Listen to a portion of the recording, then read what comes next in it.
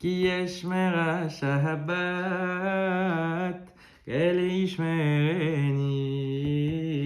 עוד היא לעולמי עד בנו ובני.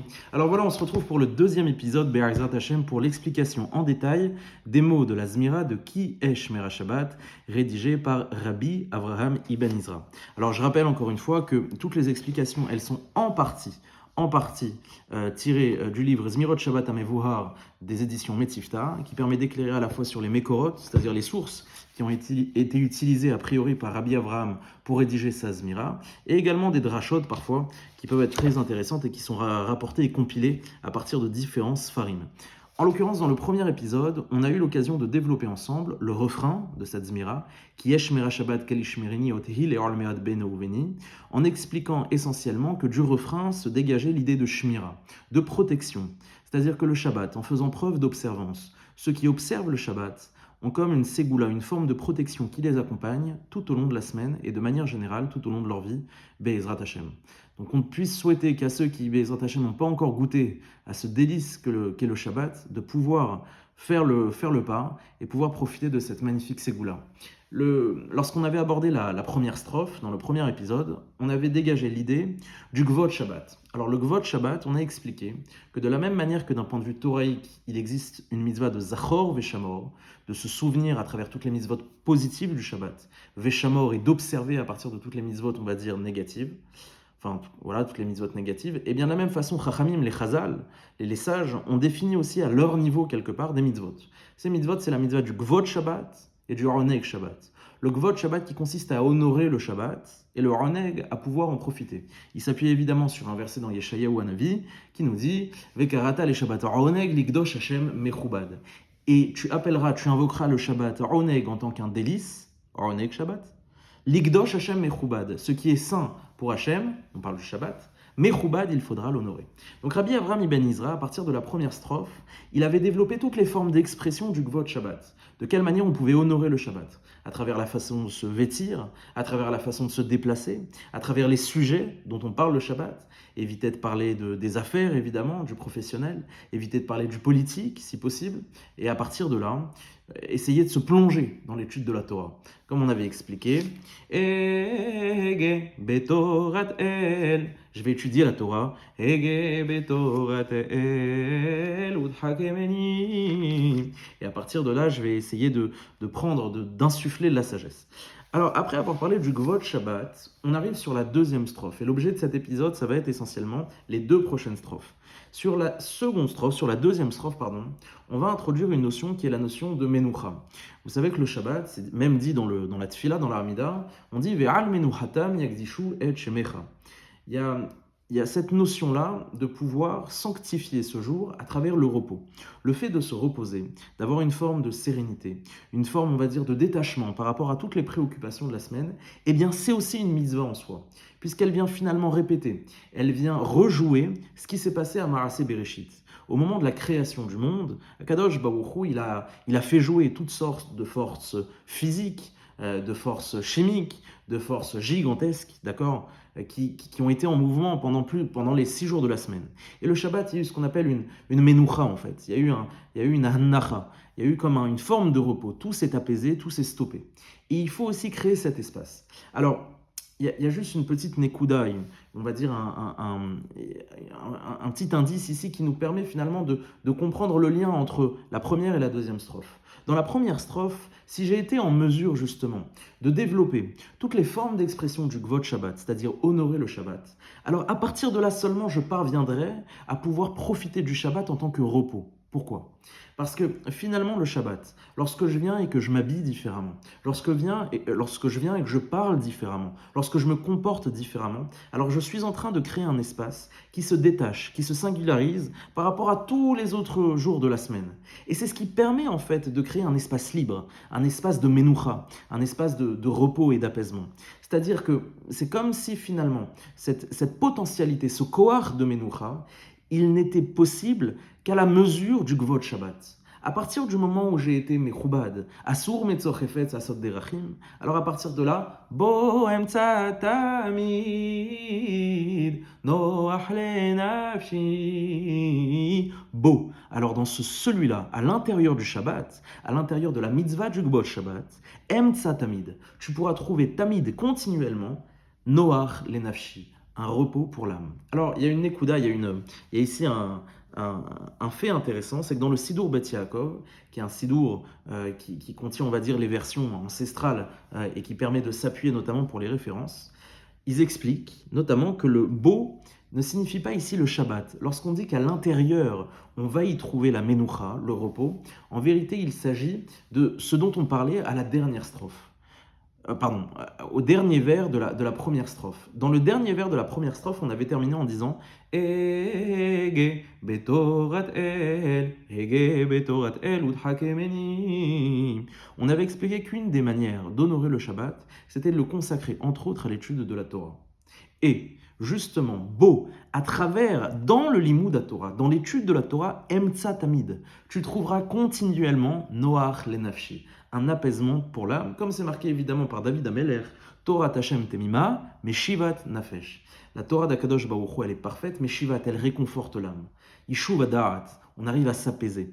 Et finalement, ça vient avoir plus de résonance dans ce qu'on appelle le pshat, le sens simple de la Zmira. Puisque Bohem Tamid continuellement, ça peut vouloir dire ou bien que, en respectant le Shabbat, en honorant le Shabbat, on crée un espace d'apaisement qui nous accompagne Tamid continuellement, pas seulement le Shabbat, mais même les autres jours de la semaine. Ou bien, Bohem Tamid, on parle du Limoud à Torah. Et là, l'idée, ce serait de dire que, finalement, en créant cet espace, le Shabbat, pour pouvoir étudier la Torah, je prends conscience à quel point la Torah, c'est ce qu'on appelle une dimension dans laquelle mes Shivat Nafesh. Continuellement. À chaque fois que j'ouvre un livre de Torah, il y a un apaisement de l'âme. Donc ici dans le beau, ça peut être à la fois le Shabbat, de manière générale, ou à la fois le Limoud à Torah, de manière particulière. Alors on arrive là, on est là, on se repose. Seulement ce repos, cette menoucha, elle est en contradiction avec le principe même de la création. Le principe même de la création, c'est le principe de l'effort et de la récompense. C'est le principe de Adam, l'Eramal, Yulad. C'est-à-dire que ce monde, il a été créé pour que l'être humain, l'Eramal, Yulad, il a été conditionné pour pouvoir, on va dire, être dans un système où la production d'efforts amène le résultat. À la mesure de mes efforts, je peux profiter d'un résultat. Les fum tsahara agra, selon la difficulté, j'ai la récompense. Et pourtant, ici on parle de menoucha, on parle de s'arrêter, on parle de plus rien faire. Alors à l'échelle d'Akadosh Baruch Hu, Akadosh Baruch Hu qui a entre les mains la menoucha et le amal, le fait de se fatiguer et le fait de se reposer et de se fatiguer. À l'échelle d'Akadosh Baruch Hu, ça n'a pas vraiment d'incidence de nafkamina, mais à l'échelle humaine. À l'échelle humaine, on rentre dans une problématique. Étant donné que dans la condition même humaine, il existe la notion d'effort et de résultat, comment ici la menoucha pourrait être compatible avec le monde actuel? Et effectivement, quand il y a malheureusement des personnes qui ont des difficultés avec l'observance du Shabbat, un des arguments qu'ils disent, c'est mais comment je vais faire par rapport à ma boutique? Comment je vais faire par rapport à mon travail? Par rapport à mon salaire? Je travaille et comment je fais? Rabbi Avraham Ibn Israël, il vient et il nous rassure. Iné le dor rishon, Natan kedoshi. T'inquiète pas, avant toi, il y en a eu des autres. Il y en a eu des autres, des générations où ils se sont posé cette même question. Et pour la première génération, Iné le dor déjà la première génération, Akadosh Baruch Hu, il avait déjà résolu ce problème. De quelle manière? Alors écoutez bien. Avant d'expliquer comment Akadosh Baruch Hu, je vais expliquer comment il a réussi à résoudre ça. Natan Kedoshi, Akadosh Baruch Hu, pour faire en sorte que malgré notre repos, on puisse tout de même avoir une subsistance. Natan Kedoshi, il nous a donné, et là ici le mot Kedoshi, il est assez original, puisque Kedoshi, ça signifie mon saint. Ça vient de Kadosh, Kadosh c'est quelque chose de saint, une sanctification, et Kedoshi c'est une façon d'appeler Akadosh Baruch Hu.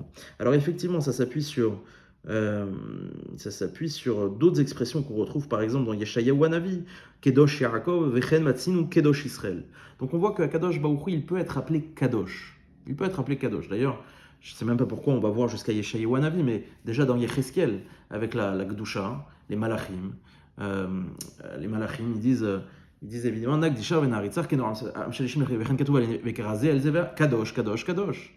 Hachem Tsevaot, mais l'Ochalaretz Gvodo. Donc il n'y a même pas besoin d'aller voir là-bas. Je ne sais pas pourquoi tout simplement ils n'ont pas ramené le Yecheskel ou les Malachim. Lorsqu'ils désignent un Kadosh Baruch Hu, ils le désignent en tant que Kadosh, Kadosh, Kadosh, Kadosh. Et bien ici c'est Nathan Kedoshi.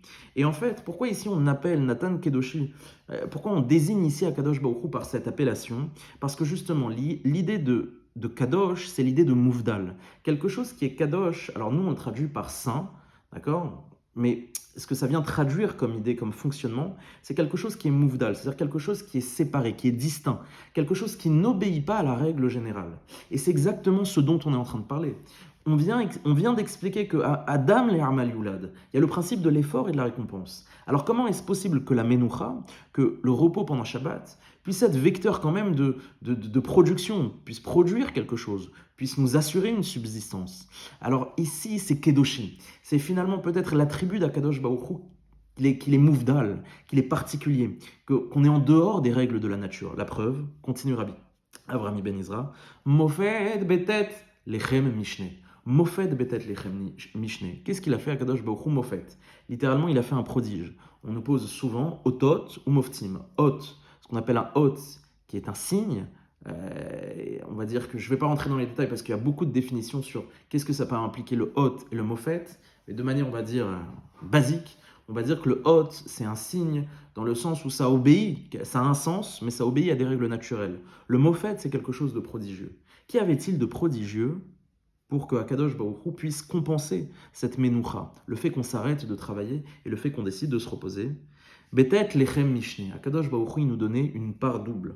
Bashishi, le jour du vendredi. Alors, il faut évidemment rentrer dans un détail. En fait, la Torah nous explique que quand Akadosh Baruch Hu faisait tomber la manne dans le désert, il la faisait tomber tous les jours selon les besoins de chacun. D'accord? C'est qui celui qui est véritablement heureux? Celui qui se suffit de sa part. Alors Akadosh Baruch Hu, il envoyait l'exacte quantité de manne qu'il fallait pour chacun à l'entrée de sa tente dans le désert. Seulement, le Shabbat, on ne pouvait pas partir et récolter la manne, d'accord? Parce que, je ne vais pas rentrer dans les détails, mais c'était la melacha de Hotza, dans le camp, et ainsi de suite. Donc, on ne pouvait pas ramasser de la manne. Donc, Akadosh Baruch Hu, le vendredi, au lieu d'envoyer une part pour un jour, il envoyait deux parts, à la fois pour le jour de Yom Shishi, et à la fois pour le jour du Shabbat. Et donc, quelque part, il y avait cette notion de doubler la part. Et c'est ça qu'on est en train de dire. Peut-être lechem mishne. Akadosh Baruch Hu, il donnait deux pains, deux rations de pain, bashishi le yom shishi. C'est la raison pour laquelle le Shabbat, dans les shlosha seudot, les trois repas qu'on fait, on fait à chaque fois lechem mishne. On fait deux pains, deux chalot. Pourquoi? Et vous savez que c'est on va dire que les chatrila, a priori, il faut s'efforcer du mieux qu'on peut de faire le moti à chaque fois sur deux chalot si on peut. Même si on n'a pas une chala, on essaye de prendre une biscotte ou quelque chose, mais il faut qu'il y ait ce siman, il faut qu'il y ait ce symbole-là du lechem mishne, que Akadosh Baruch Hu, il bénissait par ce double. Eh bien, justement, qu'est-ce qu'on souhaite? Kacha bechol shishi yarpil mezoni. On souhaite, on demande à Akadosh Baruch Hu, Kacha, s'il te plaît. De la même manière, bechol shishi, chaque vendredi, yarpil mezoni. Yarpil, milachon kefel, un double, mezoni, ma subsistance, mazon. Que Akadosh Baruch Hu, il puisse doubler ma subsistance. Il puisse me faire profiter de façon à ce que le Shabbat, je sois tranquille. Akadosh Baruch Hu, il est magdim refoua la maka. Akadosh Baruch Hu, il amène d'abord la solution avant le problème. Donc il double ta ration pour que le Shabbat, tu sois tranquille et tu n'aies pas de problème de parnassa. Et c'est intéressant, je me suis fait la réflexion suivante, je me suis dit, mais c'est intéressant parce qu'on voit que le Yom Shishi, le vendredi, c'est le vecteur de bracha en fait. Akadosh Baruch Hu, il a ouvert en fait des portes de brachot le vendredi. Et on voit que le vendredi, c'est peut-être le jour où on travaille le moins dans la semaine parce que, lorsque je parle des jours ouvrables, parce qu'en fait on est pressé par les préparatifs de Shabbat, etc. Et je pense qu'en vérité, non. Alors que ça devrait être le contraire.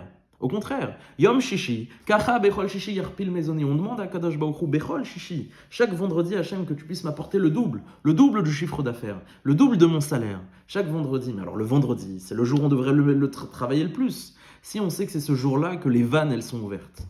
Alors peut-être que l'idée ici, c'est la émouna du peuple juif. Que le peuple juif, il préfère justement prendre son vendredi, on va dire, essayer de se préparer un maximum à l'entrée du Shabbat, et ça vient montrer encore une plus grande émouna. Alors il y a juste il y a deux remarques que je voudrais faire par rapport à ça. Une remarque de forme et une remarque dans le fond.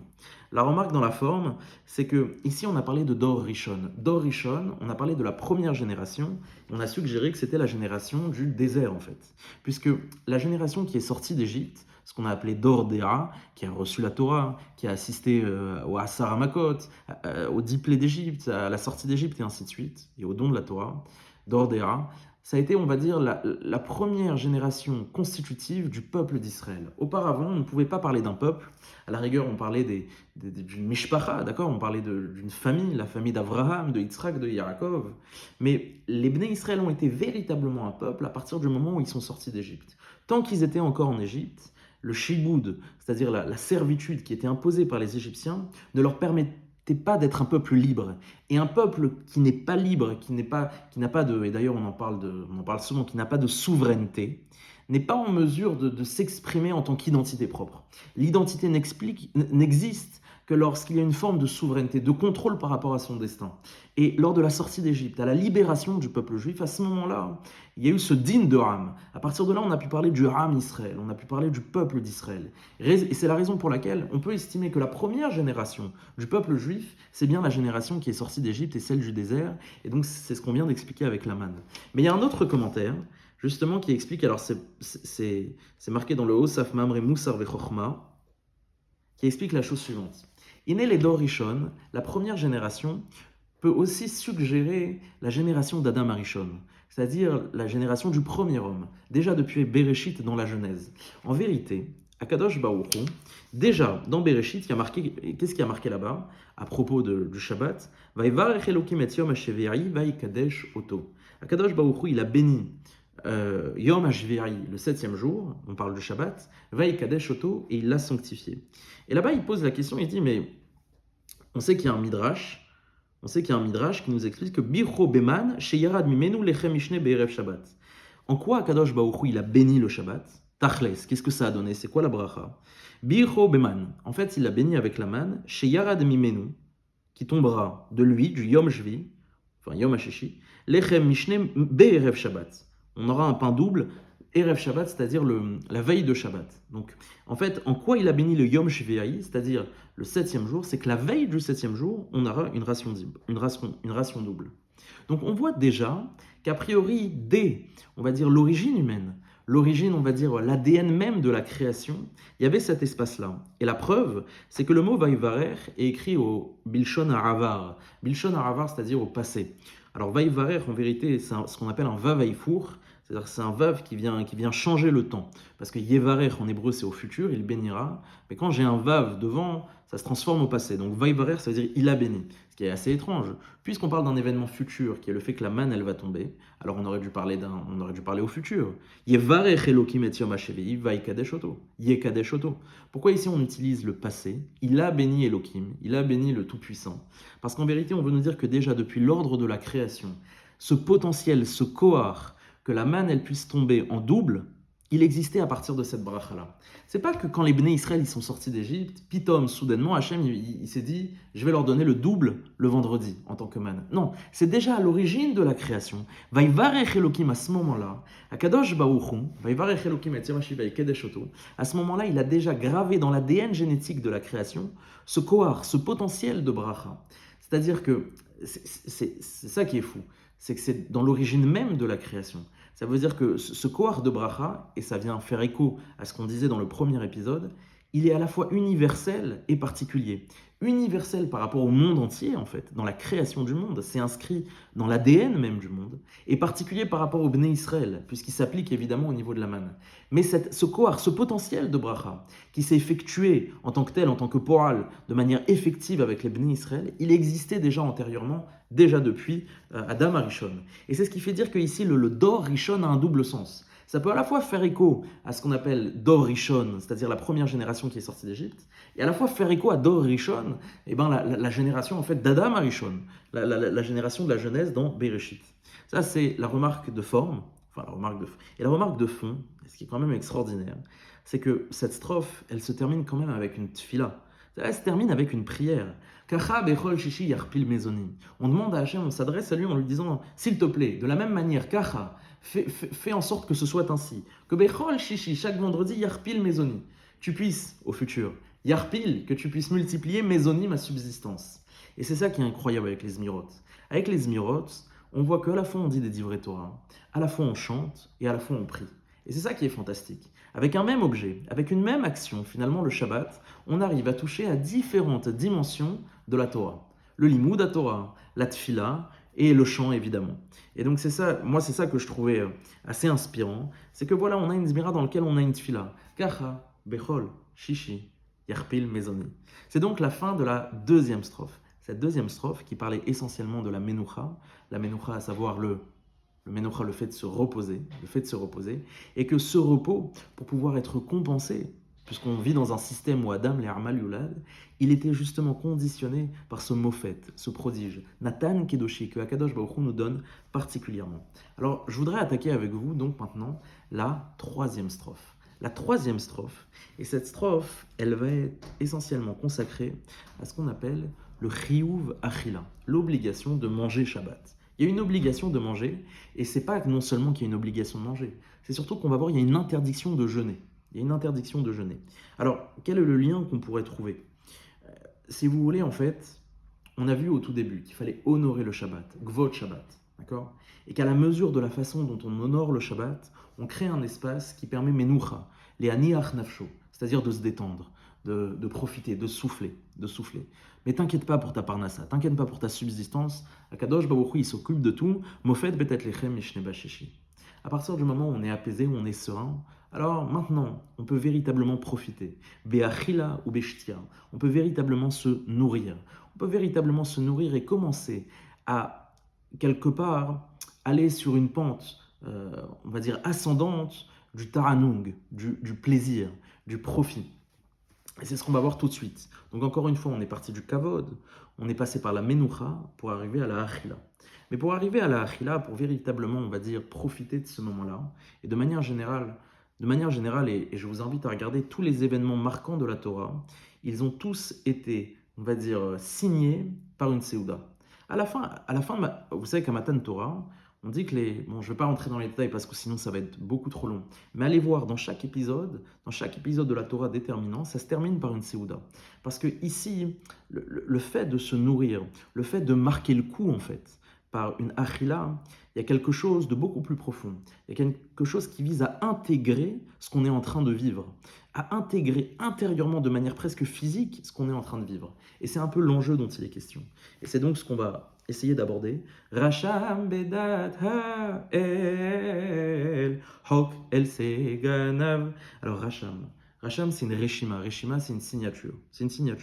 Il a signé Akadosh Baruch Hu, Bedat Hakel. Dat Hakel, littéralement, c'est la religion de Dieu. Et évidemment, on parle de la Torah. Akadosh Baruch Hu, Katav Besefer à Torah. Chok El Seganav. Alors, qu'est-ce que c'est qu'un chok? Un chok, c'est les chukim ou les mishpatim. Ça s'oppose en fait aux lois de la Torah qui sont logiques. Un chok, c'est quelque chose qui est indiscutable. C'est comme ça. Tu ne peux pas le discuter. Même les mishpatim ne sont pas discutables. Mais qui n'est pas, on va dire, rationalisable. C'est un chok. Akadosh Baruch Hu, il t'a donné une règle. El Seganav. Segan, c'est, on va dire, un assistant. Segan à Kohanim, par exemple. Et en vérité, Seganav, ça vient ici traduire justement les Kohanim. Donc c'est une strophe qui s'adresse aux Kohanim. Donc un Shabbat. Si vous êtes avec des Kohanim et que vous chantez Kiyashmer Shabbat, cette strophe, elle est réservée pour les Kohanim. Racham bedat hakel, hok el Seganav. Il a fait un chok pour les Kohanim. C'est quoi ce chok-là? Bo la'aroch lechem, panim lefanav. Beau, c'est-à-dire que ce jour-là, alors là, il n'y a aucune discussion, on parle du Shabbat. Encore dans la deuxième strophe, le beau Emtsa Tamid, est-ce qu'on parlait du Limoud à Torah ou est-ce qu'on parlait du Shabbat? C'était discutable. Là, ici, beau, dans le Shabbat, la Aroch Lechem Panim Lefanav. De disposer la Aroch, disposer Lechem du pain. Alors, Lechem à Panim, ce qu'on appelle les pains de préposition. D'accord? C'est une formule un peu particulière. Les fanav devant lui. Alors il y a une autre girsa, il y a une autre version qui dit que c'est l'echem du pain, tamid les fanav, continuellement devant lui. En fait, ça fait référence là aussi à un autre épisode. Vous savez que dans le Bet Amikdash, il y avait un ustensile qui était dans le Echal HaKodesh, on va dire dans le sanctuaire, qui s'appelait ce qu'on appelle Shulchan Hazav, la table en or. Et cette table, elle n'était jamais vide. D'accord? Il y avait ce qu'on appelle un digne de tamid. faut aller voir là-bas dans la Torah, mais il y a le mot tamid continuel qui s'y trouve. Et de manière, on va dire, continuelle, il devait y avoir 12 pains, 12 chalot. Il y avait 12 chalot, shteim esrei chalot, shayu manichim midei shabbat al shulchan sheba'echal. Elles étaient posées. Et il y avait un miracle, il y avait un S qui faisait que les chalotes, qui étaient toutes chaudes, qui étaient toutes croustillantes, qui n'attendaient que d'être dégustées, en fait, elles devaient rester toute la semaine. Toute la semaine. On les posait juste avant Shabbat, et elles y restaient toute la semaine. Et toute la semaine, elles restaient chaudes, croustillantes et fraîches. Et arrivé avant le prochain Shabbat, Erev Shabbat, qu'est-ce qu'on faisait? Les Kohanim arrivaient avec l'autre fournée de chalotes. Et en fait, par un processus, on va dire, je ne sais pas comment dire, mais en fait, ils échangeaient de façon à ce que continuellement, encore une fois, sur la table, il y ait toujours un pain. Et bien, ils échangeaient les pains. Ils prenaient les chalotes de la semaine d'avant et ils posaient les nouvelles chalotes. Qu'est-ce qu'ils faisaient de ces chalotes de la semaine d'avant? Et bien, les Kohanim, ils avaient cette chance, ils avaient ce srout incroyable de pouvoir les déguster. Et je peux vous dire que de goûter un pain, un lechem à panim, un pain qui était sur Shulchan Azahav, je peux dire que Cédric Grolet n'a qu'à bien se tenir. En tout cas, Bola aroch lechem tamid lefanav. Bola aroch lechem tamid lefanav. On voit que le Shabbat, il y avait justement cette injonction de pouvoir disposer ses pains. Et donc, Alken, c'est pourquoi, et ça c'est très intéressant, Leit aranot bo alpin evonav assour. Leit aranot bo, de jeûner pendant ce jour-là, pendant Shabbat, alpin evonav, d'après la bouche, nevonav, ça vient de navon. Navon, c'est mevin, c'est quelqu'un qui comprend. On parle ici de chachamim, chazal, assour, c'est assour. Tu sais pourquoi c'est assour de jeûner pendant Shabbat? C'est assour de jeûner pendant Shabbat parce que Rabbi Avraham Ben Ezra nous explique, parce que justement ce jour-là, on nous demandait de disposer des pains.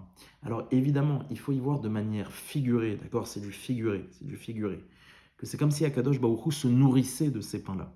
Donc, étant donné qu'il y avait cette injonction de nourrir, eh bien, de la même façon, on devait reproduire, en fait. Et que même les Kohanim, Hok el Seganav, ils avaient cette injonction de pouvoir changer les pains et de pouvoir eux-mêmes en profiter. Et donc, à partir de là, Rabbi Avraham Ben Ezra fait dépendre l'interdiction de jeûner le Shabbat de la mitzvah des lechem apanim. La raison pour laquelle, et ça vous pourrez le dire et briller en société, la raison pour laquelle, d'après Rabbi Avraham Ben Ezra, même si c'est discuté, mais je ne rentrerai pas dans les détails parce que ce sera trop long, on s'est assourd de jeûner Shabbat, eh bien, parce que justement, il y avait la mitzvah de lechem apanim. Alors, il termine quand même avec une exception, d'accord? C'est l'exception qui confirme la règle, l'évad, à l'exception, mi-yom kippour, de yom kippour à Avoni. Et là, on va voir, alors c'est un espèce de jeu de mots, parce que kippour, c'est le nom de yom kippour. Mais kippour, ça vient de mechaper. Les chaper, ça veut dire, on va dire, expier, pardonner. Et avoni, c'est ma faute. Donc en fait, il y a ici un jeu de mots. Assour, levad miyom. C'est interdit de jeûner à l'exception du jour. Miyom kippour de yom kippour, avoni de ma faute. Ça veut rien dire. Non, miyom du jour kippour avoni, qui pardonne ma faute. Mais en vérité, si ça avait voulu être totalement juste, on aurait dû dire miyom mechaper avoni, du jour qui pardonne mes fautes. Mais ici, il y a comme un jeu de mots. À la fois, il a voulu faire Yom Kippour et on va dire Mechaper Avoni. D'accord? Alors pourquoi c'est interdit? Pourquoi le jour de Yom Kippour, c'est le seul jour? Évidemment, si Yom Kippour tombe Shabbat, on doit toujours jeûner. Et c'est le seul jour où on en viendrait à jeûner le Shabbat. Déjà parce que Kippour, on va dire, c'est ce qu'on appelle dans la Torah, il est appelé Shabbat Shabbaton. Shabbat Shabbaton, c'est-à-dire c'est le Shabbat des Shabbats. C'est-à-dire qu'en termes de sainteté, de Gdusha, si vous voulez, il y a encore plus grand que le Shabbat, c'est Yom Kippour. Et ça, c'est d'un point de vue, on va dire, d'un point de vue rouhani, mais d'un point de vue même ilchatique. Parce que Kippour est le seul jeûne midéoraïta, c'est-à-dire qui est inscrit dans la Torah. C'est-à-dire que dans la Torah, il y a marqué Ve'initem et nafshotechem, que le jour de Yom Kippour, il faudra éprouver physiquement son corps. Et cette épreuve, en fait, le fait d'éprouver son corps, il passe notamment par le fait de jeûner. D'accord? Achila, Veshtia. Bon, je ne vais pas rentrer, c'est les 5 interdictions de Yom Kippour. Et donc, en l'occurrence, cette véanitem, cette injonction de pouvoir véanitem éprouver son corps pour mieux ressentir quelque part cette connexion avec Hachem, eh bien, n'est pas compatible avec le fait de ne pas jeûner pendant Shabbat. Donc on a un déoraïta contre un déoraïta. Alors vous allez me dire, mais on a un déoraïta contre un autre. Pourquoi l'un l'emporterait plus que l'autre? Je ne vais pas rentrer dans les détails, mais globalement, on va dire que Yom Kippour, il a une sainteté Shabbat Shabbaton. Shabbat Shabbaton. Il est plus grand que le Shabbat. Maintenant, il y a quelque chose que je voudrais aussi ajouter d'un peu, on va dire, Chassidi Jvort. C'est-à-dire que l'idée ici, c'est que Un Ben Israël, un juif, il mange pas pour se nourrir seulement. Il mange pour nourrir son corps, mais on explique que le shulchan, la table d'un juif, c'est quelque chose qui répare ses fautes. D'accord? Les références, elles sont nombreuses. C'est-à-dire qu'à travers la achila et la shtia, on n'est pas seulement en train de nourrir son corps, on est également en train de nourrir notre âme. De quelle manière? En réparant nos fautes. En sanctifiant la façon dont on mange, finalement, on répare nos fautes corporelles, on répare nos pulsions. Donc, dans la achila et dans la shtia, dans le fait de manger et de boire, il y a quelque chose qui est de l'ordre de la réparation. Or, à Yom Kippour, c'est un jour qui lui-même pardonne. Qui lui-même pardonne. C'est quoi déjà cette phrase? C'est Tithaou. On l'a dit à chaque fois Yom Kippour, je ne l'ai plus en tête. Mais Akadosh Baruch Hu, il fait la promesse que le jour de Yom Kippour, Mimeile, par la présence même du Yom Kippour, le jour de Kippour pardonne. Donc j'ai pas besoin de passer par Achila et Shtia, par le fait de manger et de boire pour pardonner mes fautes. Par la présence même, et c'est ce que dit Rabbi Avraham Ben Ezra. Pour quelle raison le Yom Kippour finalement je dois jeûner? En fait, c'est Miyom Kippour Avoni, parce que justement, il est Mechaper ma faute. Mais il faut voir le raisonnement à l'envers. C'est-à-dire que nous, on pense que euh, la norme, ça devrait être de manger et de boire, et l'exception, peut-être, c'est de jeûner. Mais peut-être que c'est l'inverse, en fait. Peut-être qu'à la base, normalement, à l'origine, on devrait vouloir tellement se rapprocher d'Akadosh Baruch Hu, qu'on voudrait ne pas avoir besoin de boire et de manger pour pardonner nos fautes. Mais en vérité, non, on est obligé de boire et de manger pour pardonner nos fautes. Et Yom Kippour, qui est suffisamment saint, il y a une force qui est telle que j'ai plus besoin de ça, j'ai plus besoin de Achilav et de Shtia pour pouvoir manger, pour pouvoir pardonner mes fautes. Sans manger, je peux pardonner mes fautes. Asur levan miyom Kippour avoni. Je voudrais enfin terminer par une dernière notion sur cette strophe, qui est la notion de tamid. Vous savez que les lechem apanim, comme je vous l'ai expliqué, les pains de préposition, ils devaient être continuellement sur la table. Et bien de la même manière, en fait, on explique que pour le Shabbat, pour pouvoir profiter de la bracha, il faut que toujours, durant la table de Shabbat, il y ait quelque chose à manger sur la table. Il y ait quelque chose de consommable, d'accord? Pas forcément un gâteau ou quoi aux caisses, mais même une bouteille de vin. Il ne faut pas que la table, elle soit sans aliments. Parce que de la même manière que le Shulchan Azav, cette table en or qui était dans le Echal HaKodesh, elle avait continuellement des pains, de la même manière, on doit reproduire un peu cette idée-là. Et donc enfin, on termine avec cette troisième strophe. On a vu dans la première, c'était le Gvod Shabbat, honorer le Shabbat. Et en honorant le Shabbat, on crée un espace de Menucha, on crée un espace d'apaisement et de sérénité. Et ne t'inquiète pas pour ta parnassa, ne t'inquiète pas pour ta subsistance, Akadosh Baruch Hu s'occupe de tout. Et à partir du moment où on est apaisé, alors on peut véritablement s'imprégner du moment. Et s'imprégner du moment, ça passe d'abord par quelque chose de presque... en psychiatrie, on dit régressif. Ça passe par quelque chose de régressif, comme un nourrisson. Un nourrisson, la seule chose qu'il sait faire, c'est demander à manger et dormir. Et c'est un peu l'idée qui est en train de se passer. On passe par quelque chose de presque primitif. Il faut s'imprégner du moment à travers Achila Veshtia. Et donc on voit de quelle manière on a un espèce de fil conducteur entre la première strophe, Asur Metzor Hefetz, qui parle du Gvod Shabbat, la deuxième strophe, Bohem Tamid, qui parle de la Menucha, et enfin la troisième, Racham Bedad Hakel, qui parle de Achila Veshtia. Alors Be'ezrat Hashem, voici la fin de ce deuxième épisode. Je vous remercie pour avoir écouté ce shiur, si vous l'avez écouté jusqu'au bout, et vous donne rendez-vous Be'ezrat Hashem pour le troisième et dernier shiur sur l'explication de Ki Hashmer Shabbat. Shabbat Shalom à tous, et à la semaine prochaine.